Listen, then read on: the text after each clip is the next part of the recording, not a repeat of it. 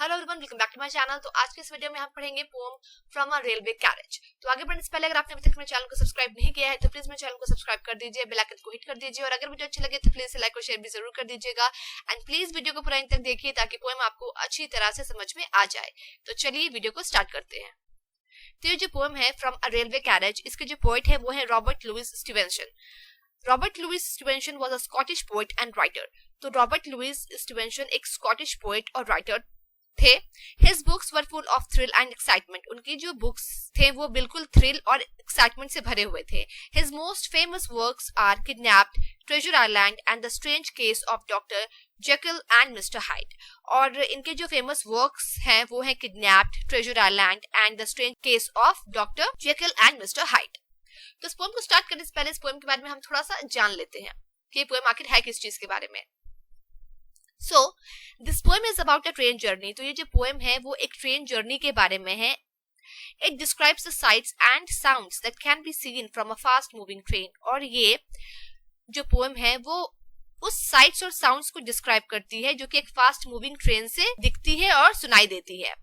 The lines have a beat and rhythm that make you feel as if you are sitting in a train. और इस poem की जो lines हैं उनमें beat है, rhythm है जो कि आपको ऐसा फील करवाएंगी कि आप जो है वो एक ट्रेन में बैठे हुए हैं। तो चलिए वीडियो को स्टार्ट करते हैं। From a railway carriage. Railway carriage means train का डब्बा। Faster than fairies, faster than witches, bridges and houses, hedges and ditches. Fairies means परियां, विचेस मीन्स चुड़ैल, ब्रिजेस मीन्स पुल, hedges means rows of bushes or small trees usually along the edge of gardens, roads and fields. तो gardens के as per या फिर roads के as per या फिर फील्ड्स के एज पर जो बुशेस होते हैं या फिर जो स्मॉल ट्रीज होती हैं उन्हें हेजेस कहते हैं। एंड डिचेस मीन्स खाई या फिर गड्ढे। तो इन लाइंस में पोएट कह रहे हैं कि जो ट्रेन है वो फेरीज एंड विचेस से भी ज्यादा फास्टर है। मतलब ट्रेन की जो गति है वो फेरीज से भी ज्यादा तेज है और विचेस से भी ज्यादा तेज है। और ये जो ट्रेन जब चलती है तो ये ब्रिजेस को, हाउसेस को, हेजेस को यानी कि बाढ़ को और डिचेस यानी कि खाई और गड्ढे को भी पार करते हुए जा रही है। And charging along like troops in a battle all through the meadows, the horses and cattle. Charging along means rushing forward, बहुत तेजी से आगे बढ़ना। तो ये जो ट्रेन है वो इस तरह से इतनी तेजी से आगे बढ़ रही है like troops in a battle. जिस तरह से युद्ध के मैदान में सैनिक जो है वो अपने दुश्मनों की ओर आगे बढ़ते हैं, बिल्कुल उतनी ही तेजी से ये ट्रेन भी आगे बढ़ रही है। All through the meadows, the horses and cattle. और ये किन किन जगहों से होकर पार हो रही है?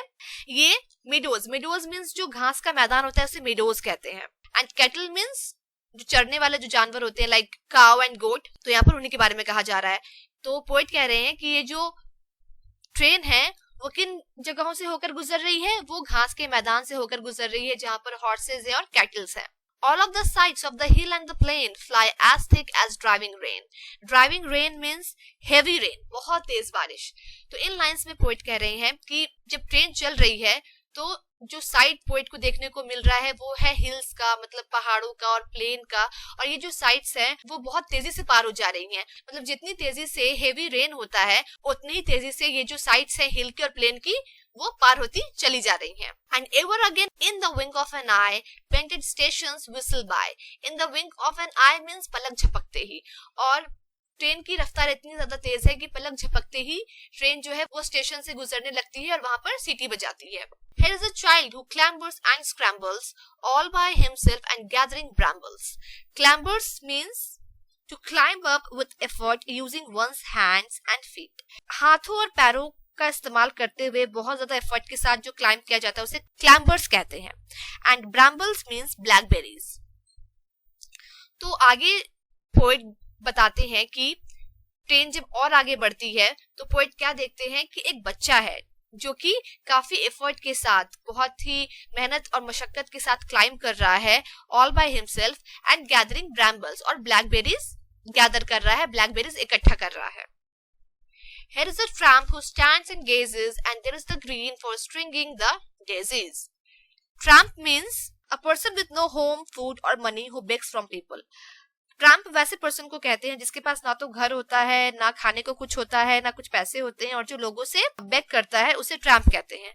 तो आगे पोएट बता रहे हैं कि जब ट्रेन और आगे बढ़ती है तो पोएट क्या देखते हैं कि एक ट्रैम्प है जो कि खड़ा हुआ है और बस इधर उधर देख रहा है। And there is the green for stringing the daisies.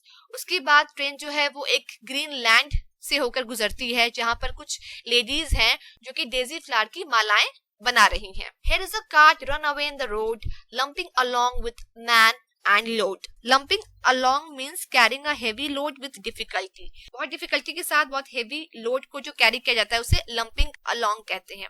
उसके बाद पोएट क्या देखते हैं कि रोड पे एक कार्ट है, एक गाड़ी चल रही है जिस पर कि बहुत ज्यादा वजन है, बहुत हेवी लोड है उस पर, और उस पर जो गाड़ी का चालक है वो भी बैठा हुआ है। And here is a mill and there is a river, each a glimpse and gone forever. उसके बाद पोएट साइट को डिस्क्राइब करते हुए बताते हैं कि यहाँ पर मिल है, वहां पर रिवर है, लेकिन ये सारा जो नजारा है, ये जो साइट है वो ज्यादा देर तक नहीं रहता, बस इन सब चीजों की एक झलक ही दिखती है, उसके बाद ये सब चीजें पीछे छूट जाती हैं और गायब हो जाती हैं। So that's all. अब आपको पोएम अच्छी तरह से समझ में आ गई होगी। अगर आपको अभी भी कुछ डाउट्स है then go through the video one more time, और अगर वीडियो अच्छी लगी हो तो please like, share, comment, subscribe and hit the bell icon. Will meet in our next video very soon. Till then bye.